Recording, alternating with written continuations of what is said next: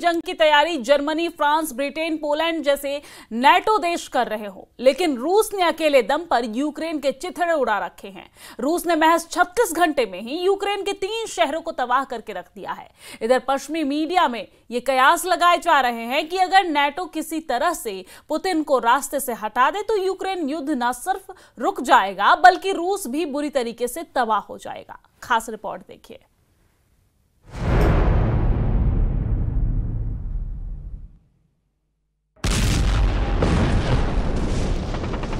Ракетное оружие «Гвоздь».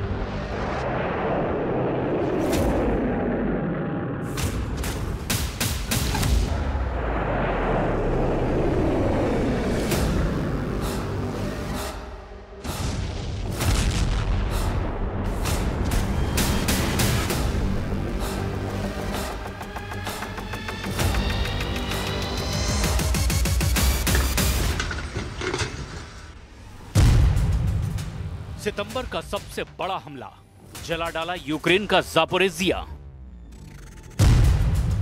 क्या 43 महीने से चल रहा रूस यूक्रेन युद्ध पुतिन की आखिरी जंग है? पश्चिम और यूरोपीय मीडिया में ये दावे इसीलिए किए जाने लगे हैं कि पुतिन अब किसी भी कीमत पर यूक्रेन और नेटो मोर्चे से पीछे हटने वाले नहीं हैं। भले ही पुतिन को अगले 5 साल तक खूनी जंग ही क्यों ना करनी पड़े। और यही वजह है कि पिछले 36 घंटों में ही रूस ने यूक्रेन के कम से कम 12 शहरों को जलाकर पूरी तरह भस्म कर दिया है। महज 12 घंटे पहले ही यूक्रेन के सुमोय, निप्रो, ज़ापोरिज़िया पर रूस ने मिसाइलों और आत्मघाती ड्रोन की बारिश कर दी।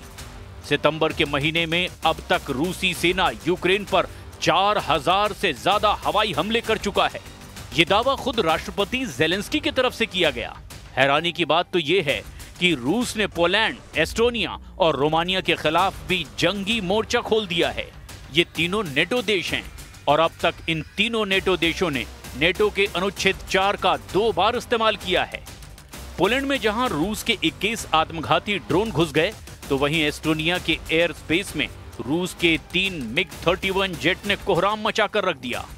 हैरानी की बात तो ये है कि रोमानिया में भी रूसी ड्रोन और जेट ने नेटो को खुला चैलेंज दिया। यहां पर गौर करने वाली बात तो ये है कि अब अमेरिकी राष्ट्रपति ट्रंप भी पुतिन के सामने नतमस्तक नजर आने लगे हैं। ट्रंप ने हाथ खड़े कर दिए हैं। ऐसा लग रहा है कि या तो रूस के सामने यूक्रेन सरेंडर कर देगा या फिर नेटो रूस से युद्ध करके हार जीत का फैसला कर लेगा। लेकिन दिक्कत यह है कि रूस ने नेटो से शुरुआती युद्ध में ही परमाणु हथियारों को जंग के मैदान में उतार दिया है। तो चलिए देखते हैं यूक्रेन से लेकर यूरोप तक पुतिन का रूस कैसे कोहराम मचा रहा है। 12 घंटे में यूक्रेन के 3 शहर भस्म।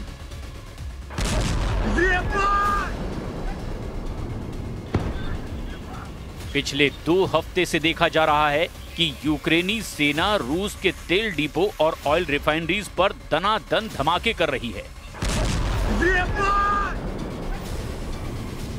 रूस की तेल रिफाइनरियों से उठता धुआं और आग की लपटों को पूरी दुनिया देख रही है। रूस के रक्षा मंत्रालय ने भी दावा किया कि यूक्रेन ने रूस के कब्जे वाले क्रीमिया के एक रिजॉर्ट क्षेत्र में ड्रोन से हमले किए हैं, जिस हमले में 3 नागरिक मारे गए और 16 लोग घायल भी हुए हैं।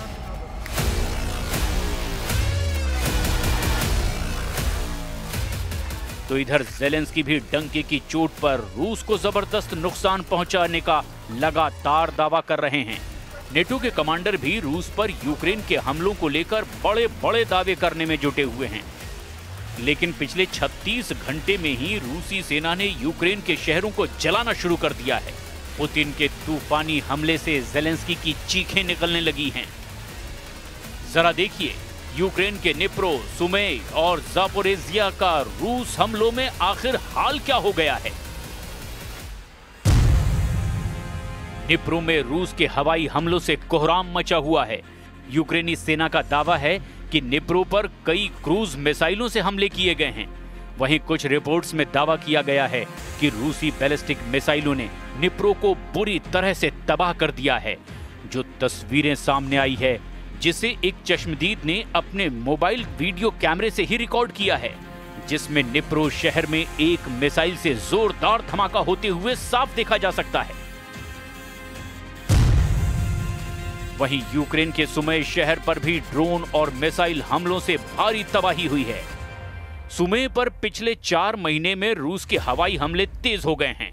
हैरानी की बात तो यह है कि नेटो के एयर डिफेंस सिस्टम भी अब सुमे में फेल साबित हो रहे हैं। सुमे यूक्रेन के लिए रणनीतिक तौर पर बेहद अहम है और यही वजह है कि रूस पूर्वी यूक्रेन के इस शहर पर अंधाधुंध हमले कर रहा है। वहीं रूसी सेना ने यूक्रेन के ज़ापोरिज़िया शहर पर इतने बड़े घातक हमले किए हैं कि यूक्रेन की हालत खराब हो गई है। रूसी सैनिकों ने 100 से ज्यादा ड्रोन और लगभग 150 ग्लाइड बम ज़ापोरिज़िया शहर पर दाग दिए हैं। राष्ट्रपति व्लादिमीर ज़ेलेंस्की ने दावा किया कि रूस ने सितंबर का सबसे भीषण हमला कर दिया है।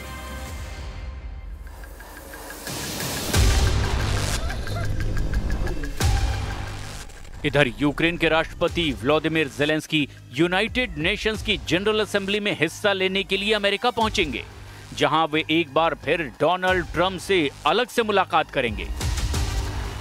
दोनों नेताओं की मुलाकात तब हो रही है जब पुतिन ने हफ्ते भर में यूक्रेन में धड़ाधड़ बम गोले दागे हैं। ज़ेलेंस्की के दौरे से हफ्ते भर पहले ही रूस ने यूक्रेन को बारूद से पाट दिया है। पिछले 7 दिनों की ही बात करें तो रूस के 1150 ड्रोन, 1400 गाइडेड एरियल बम और करीब 40 मिसाइलें यूक्रेन के अलग अलग हिस्सों में तबाही मचा चुकी हैं। इनमें से एक हमले में रूस ने रात भर में ही यूक्रेन पर 580 ड्रोन और 40 मिसाइलें दाग दी, जो रूस के कुछ सबसे बड़े हमलों में से एक हैं। इससे यूक्रेन की राजधानी से लेकर अलग अलग हिस्सों में भी भारी तबाही मची हुई है। ऐसे में ज़ेलेंस्की को समझ ही नहीं आ रहा कि यूक्रेन को बचाने के लिए नेटो खुलकर जंग क्यों नहीं कर रहा है। Соприкосновение свыше 700 тысяч человек находится, поэтому среди этих людей надо выбирать.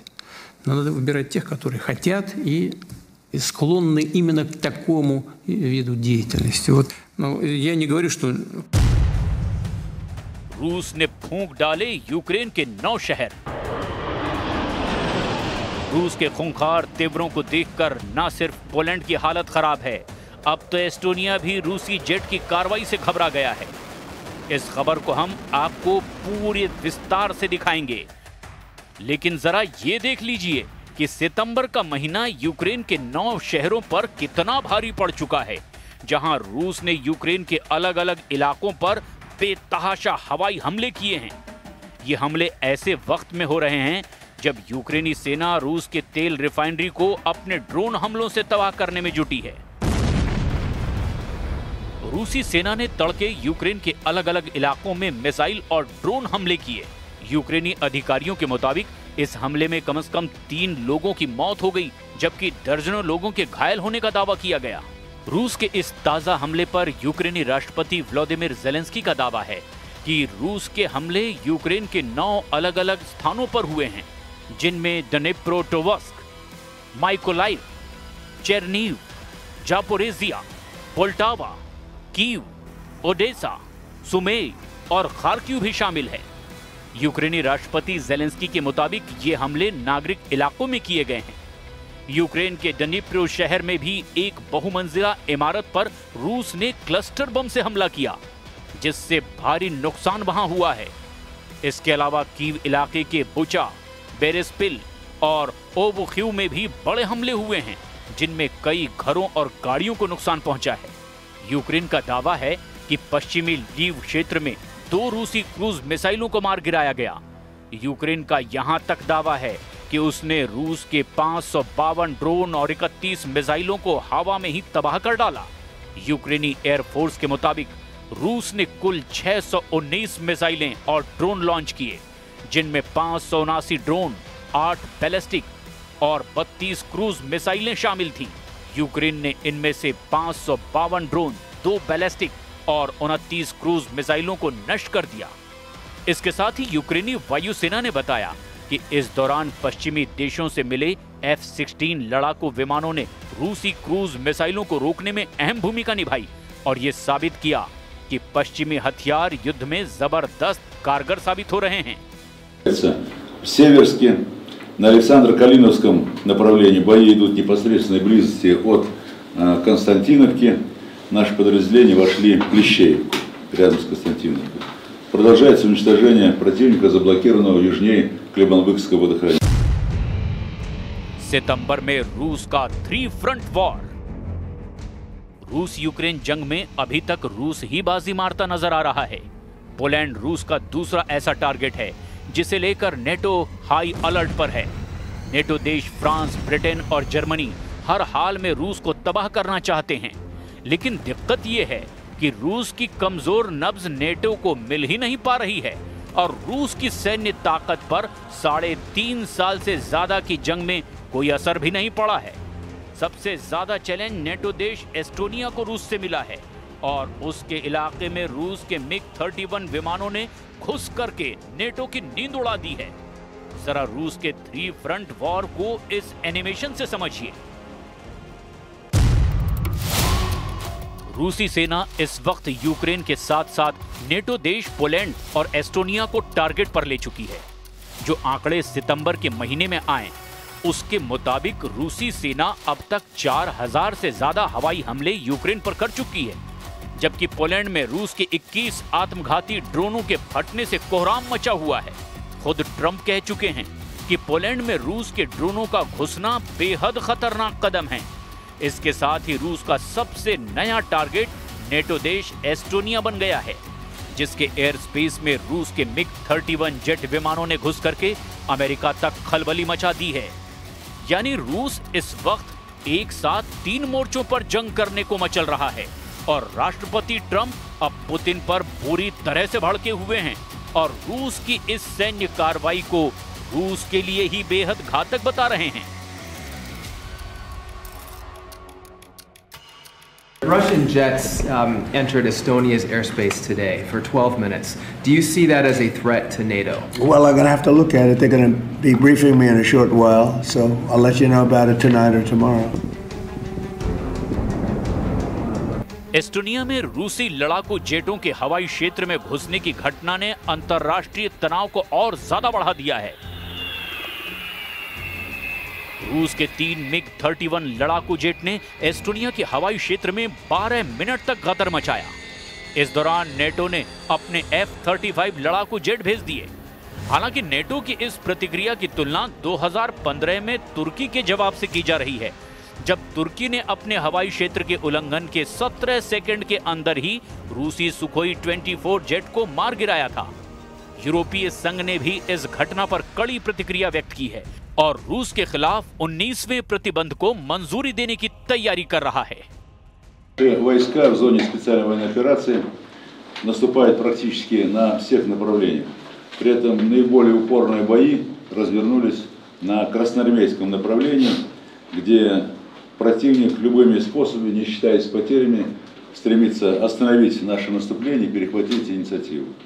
Для этого командование ВСУ в район Красноармейска перебросил наиболее боеспособные и подготовленные подразделения в ущерб другим направлениям, на которых наше наступление развивается.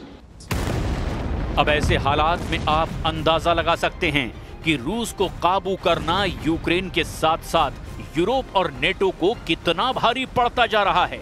अब देखना यह होगा कि नेटो रूस से सीधी जंग की हिम्मत जुटा पाता है या फिर नहीं।